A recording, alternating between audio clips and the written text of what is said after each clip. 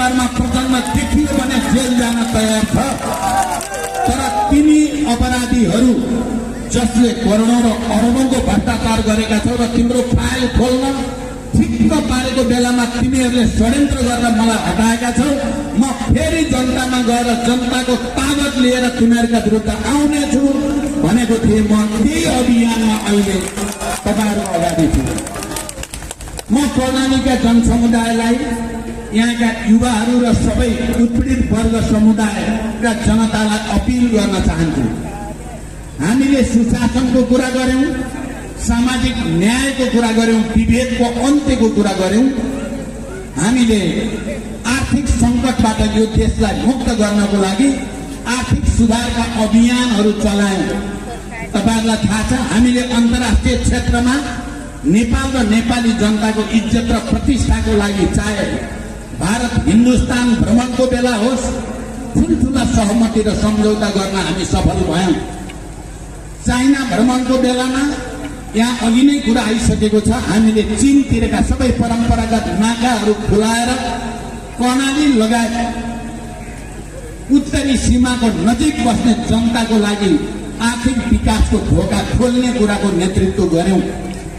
यहाँ अघि नै कुरा आएको छ, हिल्सामा एउटा सुक्खा बन्दरगाह बनाउने र यहाँको व्यापार विनिमय कर्णालीको बढाउनको लागि यो पटकको मेरो चीन भ्रमणको बेलामा धेरै महत्त्वपूर्ण सहमति र सम्झौता भए। हिल्सादेखि सिमिकोटसम्म बाटोलाई पिच गर्ने सम्झौतामा मैले हस्ताक्षर गरेँ। आदरणीय जनसमुदाय, तपाईहरुलाई थाहा छ, मध्य पहाडी लोकमार्ग, कर्णाली कोरिडोर लगायतका र यहाँ हाइड्रो प्रोजेक्टहरूदेखि थुप्रै कामहरू, मलाई अहिले धेरै लामो व्याख्या गर्ने समय त छैन।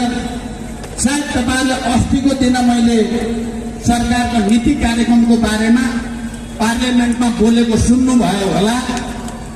अघिल्लो पटक मेरो नेतृत्वको सरकार हुँदाखेरिको नीति कार्यक्रममा कर्णालीको निम्ति के थियो, यहाँको जनताको निम्ति विशेष प्याकेज के थियो भन्ने कुरा र अहिलेको सरकारले त्यसलाई कसरी कटायो भन्ने कुराको तुलनात्मक अध्ययन गरेर मैले स्टेटमेन्ट दिएको छु।